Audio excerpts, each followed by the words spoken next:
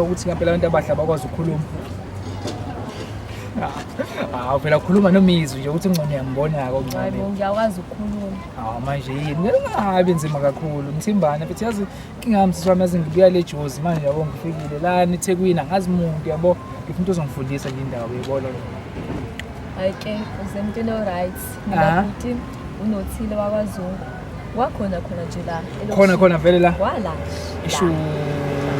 Eyi yabona idlozi langigedela buka-ke manje iJozi ngishaya ibhani eningi yabo ngilo muntu obhizi kakhulu osebenza ngabantu yabo manje ngifuna ukuthi ungifake nje endaweni yabona mina ngithema ngikubuka ngabona nje yazi uthini umuntu wesilisa kufanele akhethe kahle abantu yabo manje uyile nto vele mina engiyidingayo yayibona lento leyo ngabheka Mthimbana yabo kodwa-ke uthe ukona la around Hayi ngikhona ngikhambisana nje khona.